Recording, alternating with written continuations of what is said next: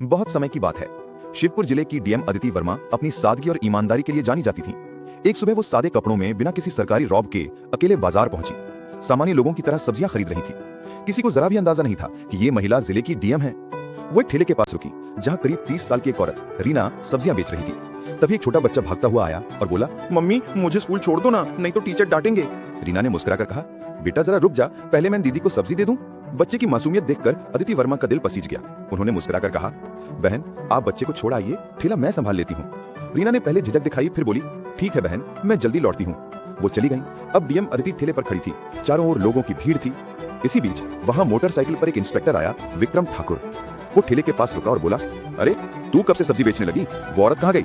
अदिति कुछ बोल पाती तभी रीना लौट आई। इंस्पेक्टर ने बिना कुछ पूछे कहा, आधा किलो टमाटर, 1 किलो भिंडी और आधा किलो परवल देना। रीना ने जल्दी जल्दी सब्जियां तोली। विक्रम ठाकुर ने बिना एक भी रुपया दिए ठेला छोड़ दिया। अदिति स्तब्ध रह गई। पूछा, बहन उसने पैसे क्यों नहीं दिए?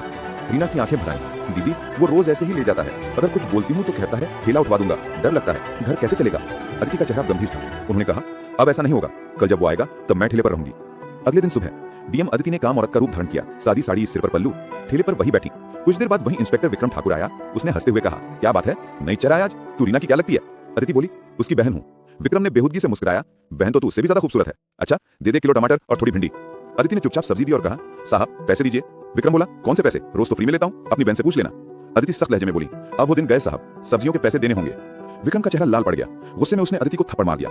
अदिति लड़खड़ाई लेकिन डटी रही। आपने एक औरत पर हाथ उठाकर बहुत बड़ी गलती की है, इसका अंजाम भुगतना पड़ेगा। वो ठेले से सीधा घर लौटी और अगले दिन वर्दी पहनकर उसी थाने में पहुंची। थाने का माहौल सन्नाटे में डूब गया। सबकी आंखें फटी की फटी रह गईं जब विक्रम ठाकुर ने देखा कि वही औरत अब डीएम अदिति वर्मा के रूप में सामने खड़ी है। मैडम आप? वो हकलाया।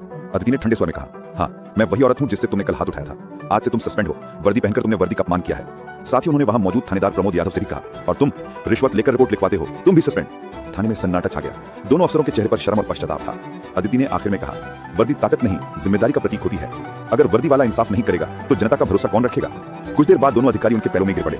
मैडम माफ कर दीजिए, अब कभी गलती नहीं होगी। अदिति ने गहरी सांस ली और बोली, ठीक है, लेकिन याद रखो अगली बार अगर किसी गरीब की आवाज दबाई गई तो वर्दी नहीं जेल की दीवारें तुम्हारा घर होंगी। उस दिन के बाद शिवपुर का पूरा थाना बदल गया। रिश्वत बंद हो गई, गरीबों की सुनवाई होने लगी और रीना जैसे छोटे व्यापारी अब मुस्कुराकर सब्जी बेचते हैं, क्योंकि अब उनके पीछे डीएम अदिति वर्मा जैसी निडर महिला थी। जब एक ईमानदार और साहसी महिला न्याय के लिए उठ खड़ी होती है तो सबसे बड़ा सिस्टम भी झुक जाता है। अगर आपको ये वीडियो पसंद आया हो तो एक लाइक जरूर करें, गरीबों की आवाज को और लोगों तक पहुंचाने के लिए शेयर करें और ऐसी ही कहानियों के लिए हमारे चैनल देसी कहानियां को सब्सक्राइब करना ना भूलें।